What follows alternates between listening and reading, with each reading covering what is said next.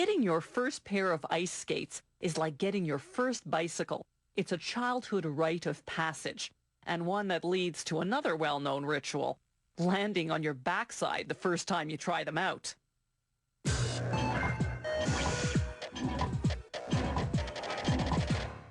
How long have we been ice skating?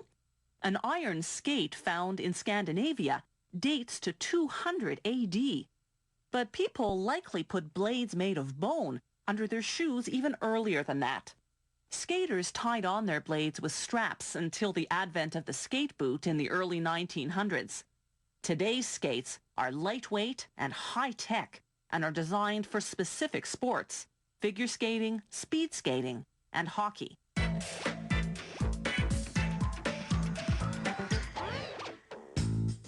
It takes 145 steps to make this high-end hockey skate. The skate boot is made of a synthetic material that looks and feels like leather.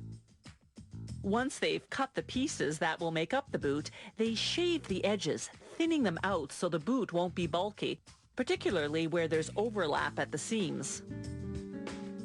They position a reinforcement piece onto what's called the quarter, the main structural piece that will form the sides and back of the skate boot.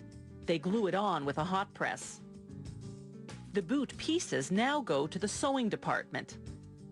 They stitch together the tongue piece, then using a sturdy zigzag stitch, attach the quarter and the heel piece.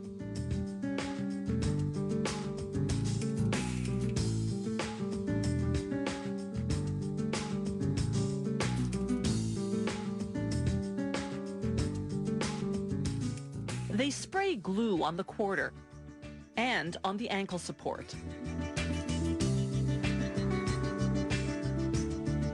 Then they stick on a foam ankle pad designed to mold to the contours of the skater's ankles. Next comes the lining. They must center it perfectly for the skate to be properly aligned and balanced. The eyelet machine works like a hole punch, punching out eyelets in the quarter. They reinforce each eyelet with an aluminum washer.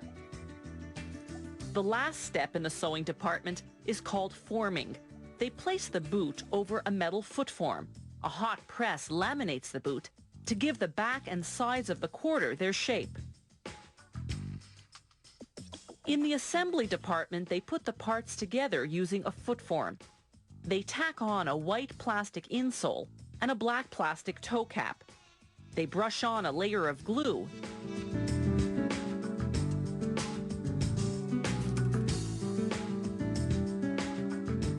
and attach the boot.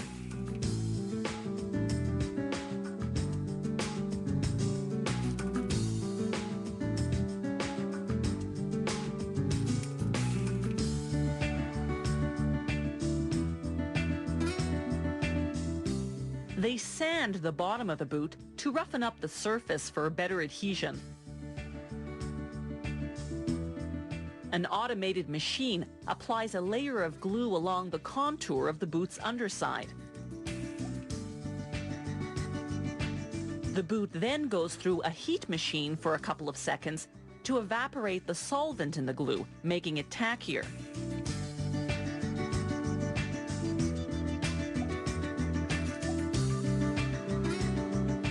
As with the lining, they must position the sole perfectly, or they'll throw the skate off balance.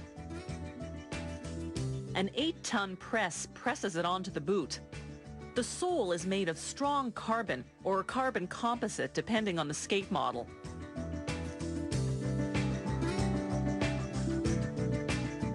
Once the glue is dry, they drill 2 holes through the sole for attaching the skate blade.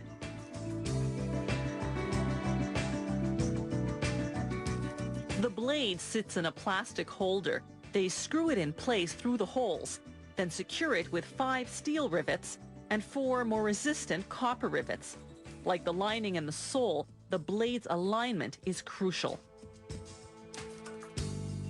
Roller hockey skates are made almost the same way as ice hockey skates, only instead of a blade, they attach an aluminum chassis with rollers. In the finishing department, they inspect the inside of the skate checking the blade holes and rivets in particular. They plug the blade holes. Then they lace up the first 3 sets of eyelets. Finally, they install what's called the footbed, the high-density foam padding that lies under the foot. Last but not least, they clean the skate, trimming excess threads and removing any glue residue.